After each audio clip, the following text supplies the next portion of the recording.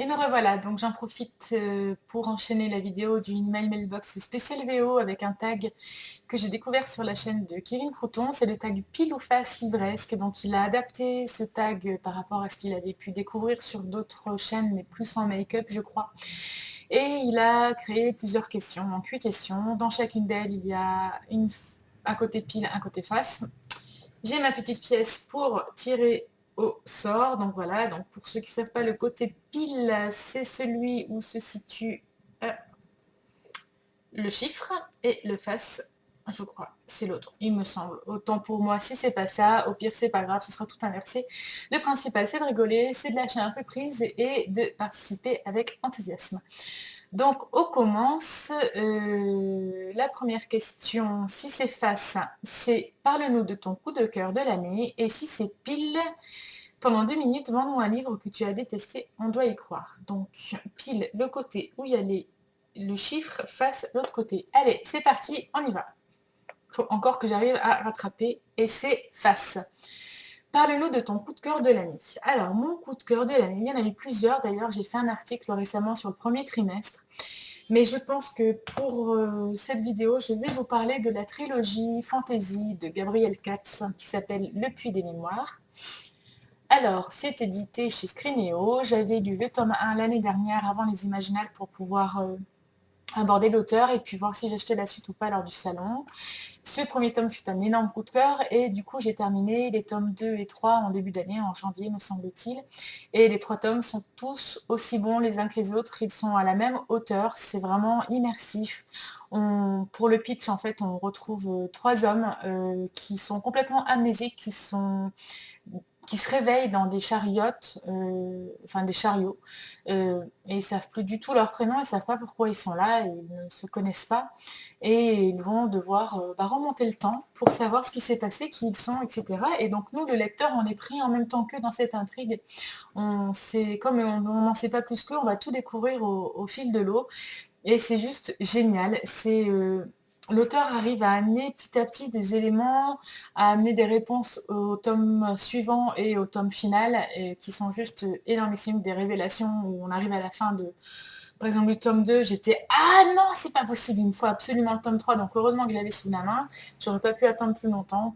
Et c'est très très bien écrit, ça se déroule dans un univers qui est vraiment accessible pour des lecteurs novices en fantasy.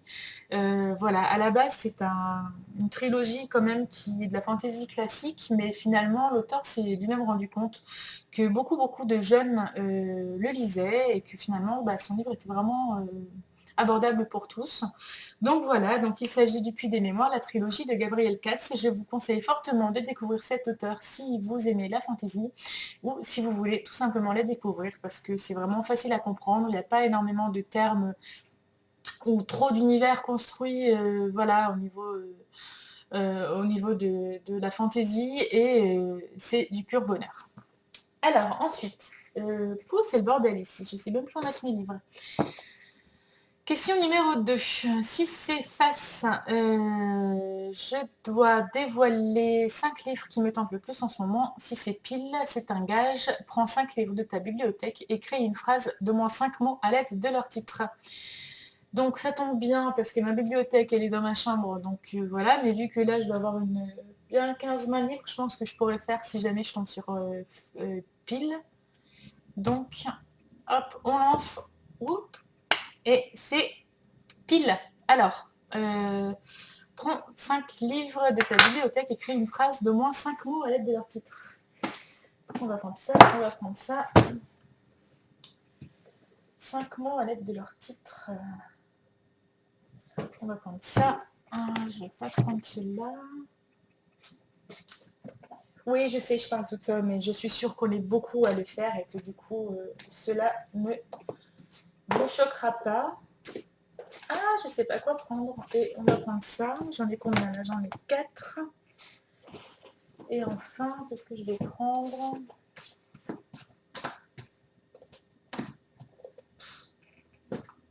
Allez. Donc, alors là, allez-y, hein, ça va être du grand n'importe quoi. Créer une phrase à partir de ça.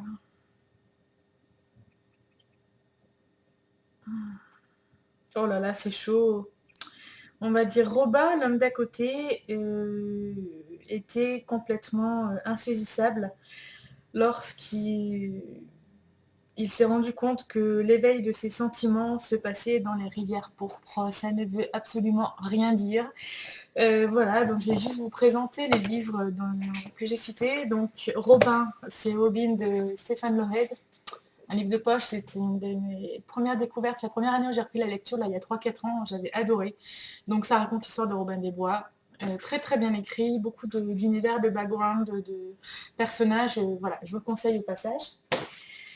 Donc Robin, l'homme d'à côté. Alors ça, c'est un livre que j'ai retrouvé dans mes vieux cartons de Marie-Lynn Clark. C'était un petit livre offert à l'époque, voilà, pour 2 volumes achetés. C'était très vieux, c'était à l'époque où ma mère travaillait en maison de presse, et puis du coup elle avait beaucoup de livres offerts, et ça remonte à au moins tout ça quoi, hein, voire 12, 13 ans, je sais pas. Et donc j'ai retrouvé pas mal de petits polars et du coup voilà, je les avais sortis pour les lire à l'occasion. Donc Robin, l'homme d'à côté, je sais plus trop quoi, s'est rendu compte qu'il était insaisissable, donc j'avais le tome 3 d'insaisissable. J'ai triché, j'ai pas pris le ne m'abandonne pas, je sais plus.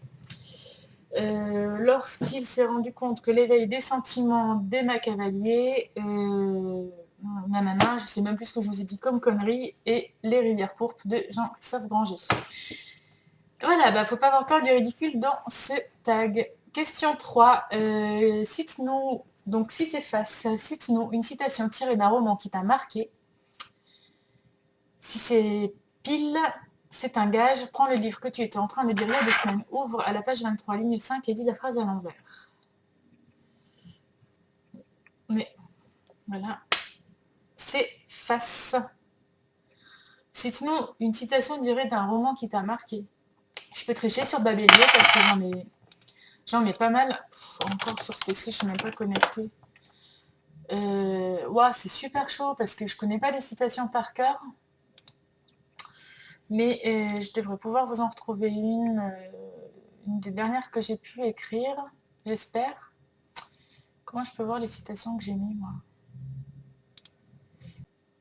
Et prise 4, je vais y arriver. Alors pour la citation, j'ai vraiment galéré parce qu'il y a beaucoup de citations que je note, que je ne connais pas par cœur. Et puis quand j'ai beaucoup d'imaginaire, c'est pas forcément des citations qui reflètent d'une réalité ou voilà.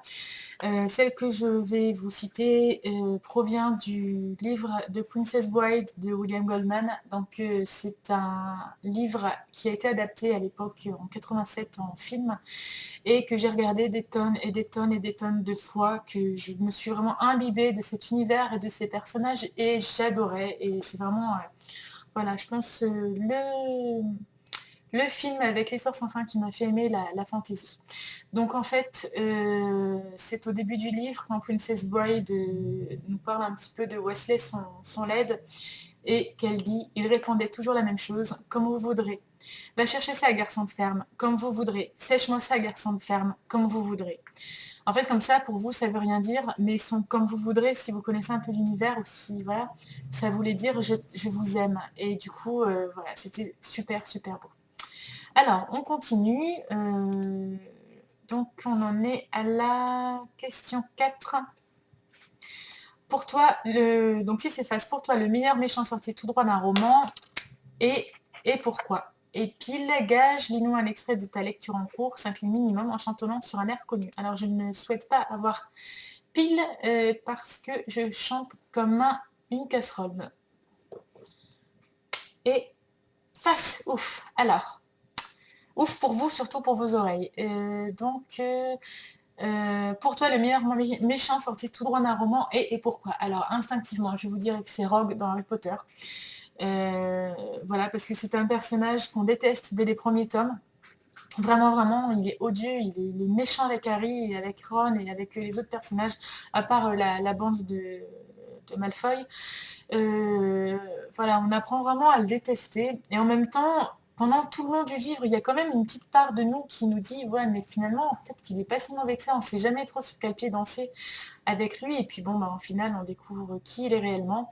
Et voilà, pour moi, c'est vraiment le meilleur des méchants de tous les livres que j'ai pu lire jusqu'à présent.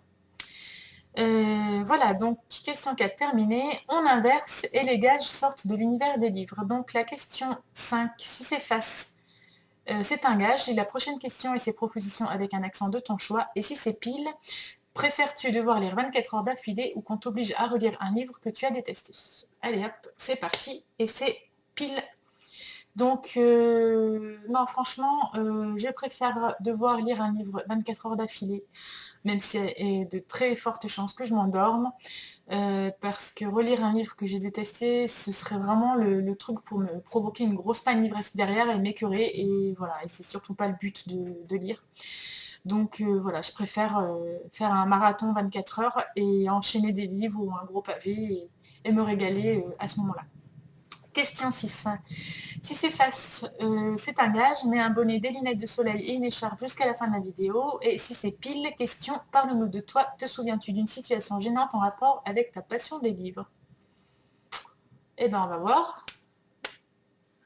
Et c'est face, mets un bonnet, des lunettes de soleil et une écharpe jusqu'à la fin de la vidéo. Et je reviens. Et me revoilà. Donc, alors le problème, c'est que les lunettes sont pas du tout adaptées à ma vue. Et que je vais rien voir sans mes lunettes de vue. Donc on en était à la question 7. Si c'est un gage, raconte-nous ta pire histoire drôle. Donc si c'est face, pardon, si c'est pile. Aimes-tu écouter de la musique en lisant? Si oui, quoi? Pile.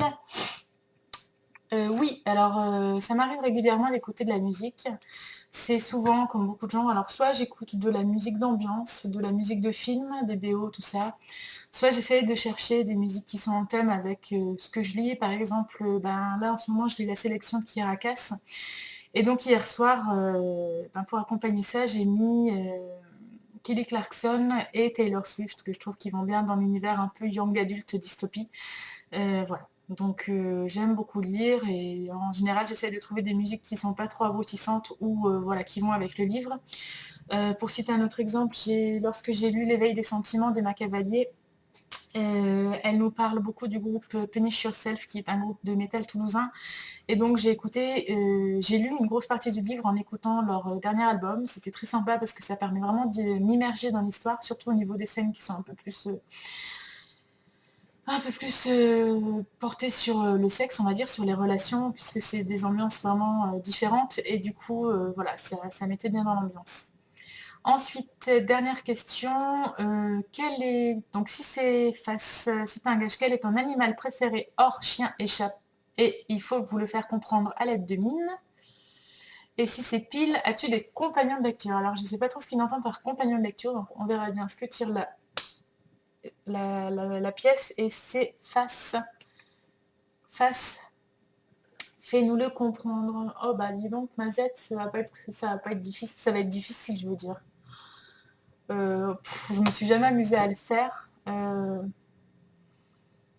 Comment on peut faire ça? Non, ça va vous induire en erreur. C'est pas du tout ça. Oh là là, je suis trop nulle. Oh, et puis j'ai pas d'autres animaux qui me viennent en tête. Je peux même pas tricher parce que si seulement j'en ai un devant moi, mais je peux même pas vous montrer. Je vais m'inspirer. Ah non, si je sais. Je sais, excusez-moi, parce que du coup j'ai pensé à celui-là, mais il y en a un autre beaucoup plus simple. Voilà, ça va être. Bah forcément je fais pas le cri parce que sinon c'est plus facile. Et voilà. Bon bah j'espère que vous aurez trouvé. Je suis un peu nulle en mime. Mais bon. Le principal c'est de s'amuser. Je ne tag personne. Toutefois, si des copinotes qui font des vidéos veulent la faire, je pense notamment par exemple à Virginie. Si tu veux la faire, je la regarderai avec grand plaisir. Ça m'amuserait bien de te voir défier ce tag. Et puis après, tous ceux qui passent par là, qui font des vidéos, si ça vous chante, n'hésitez pas. Et voilà. Bon, bah, je vous dis à bientôt. Bisous.